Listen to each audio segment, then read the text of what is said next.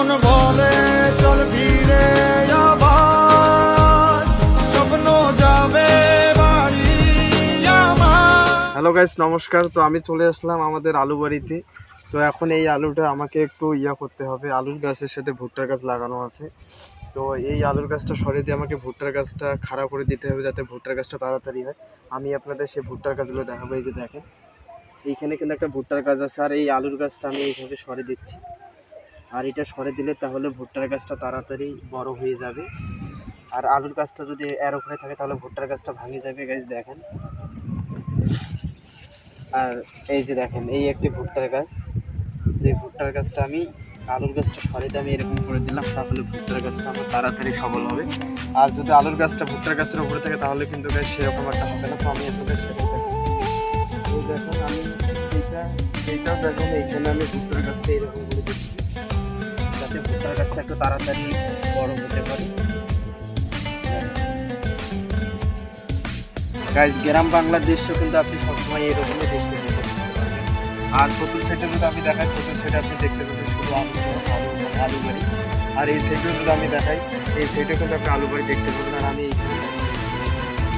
তো আমি কিন্তু আমাকে পুরোটাতে কিন্তু এরকম ভুট্টার গাছ করতে হবে। তো আমি চেষ্টা করতেছি। এই যে দেখেন, এই আবার একটা ভুট্টার গাছ আমি এইরকম করে দিচ্ছি, যাতে ভুট্টার গাছটা তাড়াতাড়ি বড় হয়। আসলে গ্রাম বাংলার প্রতিটা মুহূর্ত, গ্রাম বাংলার প্রতিটা দৃশ্য কিন্তু অনেক একটা সিটিজেনের বিষয়।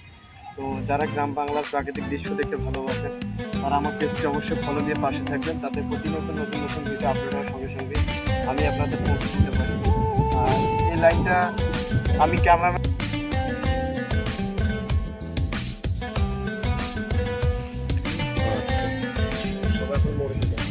তো গাইস, আমি আসলে অনেক ভুট্টার গাছ কিন্তু মারা গেছে। আমি ক্যামেরাম্যানকে বলবো যে আমার হাতের কাছে নিয়ে একটু গাছটা আমি কীভাবে কী করতেছি দেখার জন্য আরও কাছে এনে।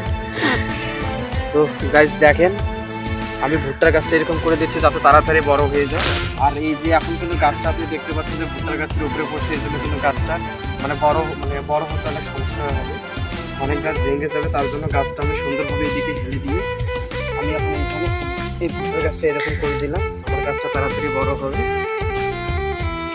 ভাই এবার অনেক কষ্ট করতে হচ্ছে ভাই, দেখেন একটা ফসলের জন্য কত পরিশ্রম করতে হচ্ছে গ্রামের মানুষদের।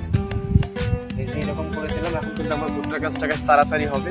আপনারা কমেন্ট বক্সে জানাবেন যে আমার এই ভিডিওটা কেমন হচ্ছে। যদি ভিডিওটা ভালো লাগে অবশ্যই লাইক কমেন্ট করবেন। আমি আপনাদের প্রতিদিন গ্রাম বাংলার উপভোগ করাবো। তো আপনারা আমার চ্যানেলটি, আমার পেজটি অবশ্যই যারা আমার চ্যানেলটি ভালো, আমার ডিসক্রিপশনে লিঙ্ক আছে, ক্লিক করে ওইখান থেকে আপনি লিঙ্কটা পেয়ে যাবেন।